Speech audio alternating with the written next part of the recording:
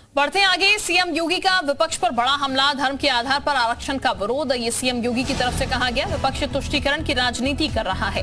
धर्म के आधार पर आरक्षण संविधान के खिलाफ।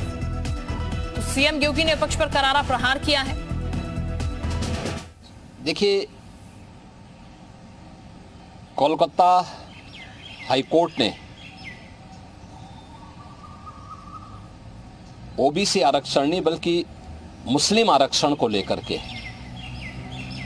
जो अपना फैसला दिया है वह स्वागत योग्य है। भारत का संविधान धर्म के आधार पर आरक्षण की अनुमति नहीं देता।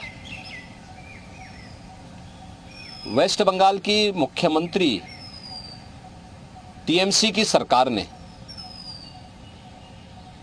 राजनीतिक तुष्टीकरण की पराकाष्ठा पर चलते हुए सन 2010 में 118 मुस्लिम जातियों को जबरन ओबीसी में घुसेड़ करके उन्हें यह आरक्षण दिया था। यानी 118 ये जातियां, इसका मतलब ओबीसी का हक जबरदस्ती हड़प रही थी।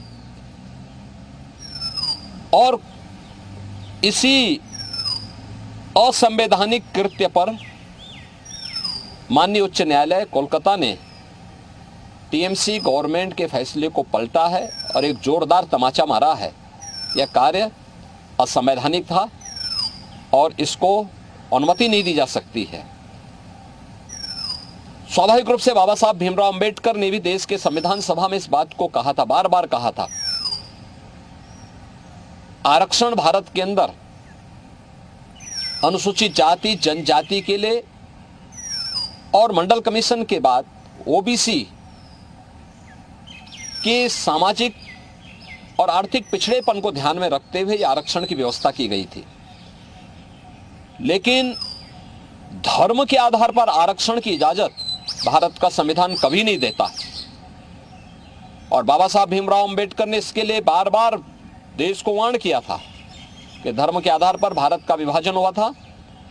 हमें फिर से कोई ऐसी स्थिति नहीं पैदा करनी चाहिए जो उस देश को विभाजन की ओर धकेले।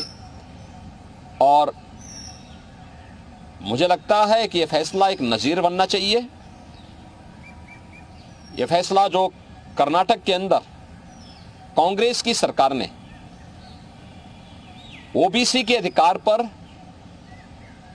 इसी प्रकार की सेंधमारी करते हुए मुसलमानों को आरक्षण देने का काम किया है, और कांग्रेस की सरकार ने आंध्र प्रदेश के अंदर भी इस प्रकार की जो शरारत की थी,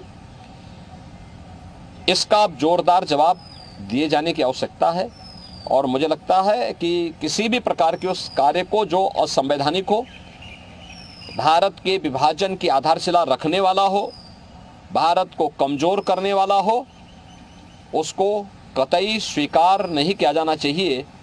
देश की कीमत पर राजनीति की जो नीति चल रही है, खासतौर पर कांग्रेस और इंडी गठबंधन से जुड़े हुए दलों में जो होड़ लगी है, इस होड़ को पूरी तरह खारिज किया जाना चाहिए और इसको बेनकाब किया जाना चाहिए।